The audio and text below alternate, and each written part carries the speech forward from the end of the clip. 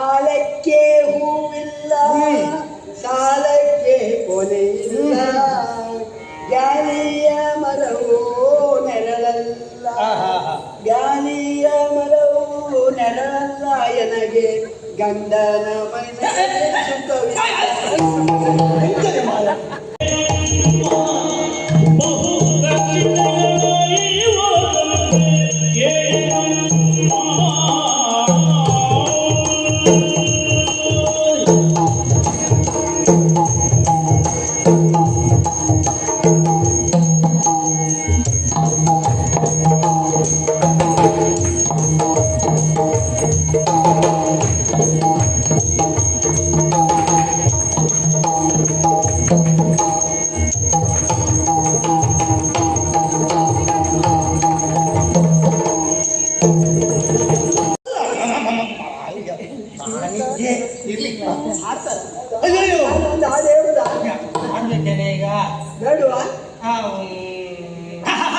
ನೀನು ಅವಳ ಆಸೆ ಯಾಕೆ ಯೋಚನೆ ಮಾಡ್ಬೇಕು. ನಿಮ್ಮದೇ ಕಾರ್ಯಕ್ರಮ ಇದೆ. ಹೌದು ಹೌದು. ಆದ್ರೆ ಒಂದು ಭಯ ಅಂತ ಗೊತ್ತಾ, ಆ ದಿವಸ ಅಲ್ಲೂ ಹಾಡಿ ನನ್ನ ಹೆಂಡತಿ ಆದ್ರೆ ಇವತ್ತು ಇಲ್ಲ ಹಾಡಿ ಮತ್ತೆ ಇಲ್ಲಲ್ಲ.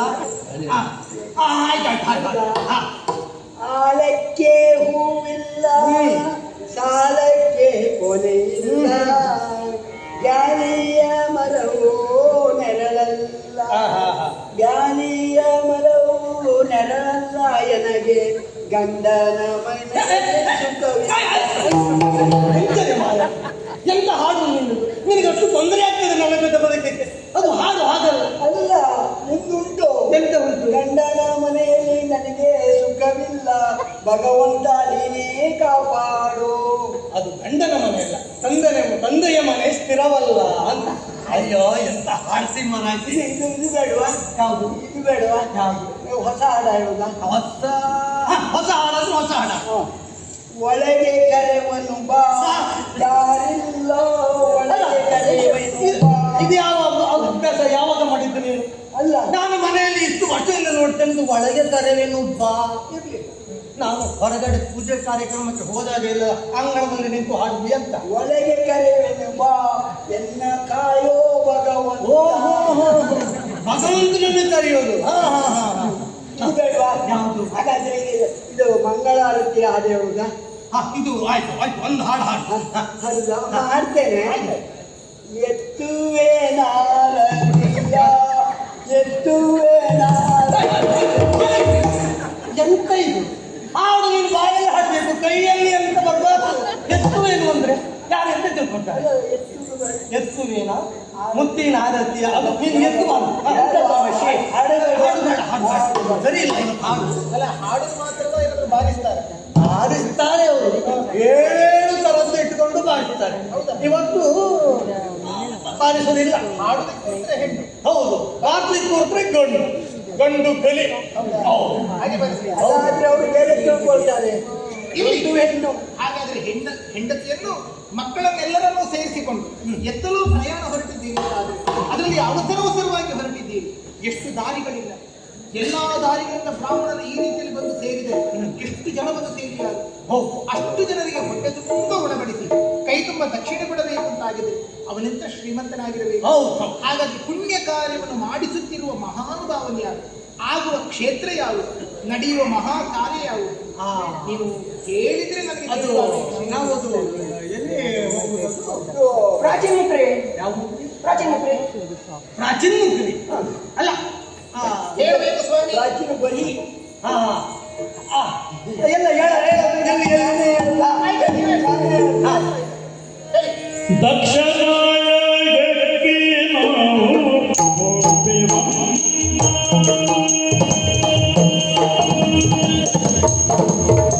ದಕ್ಷನಾಯಕಕ್ಕೆ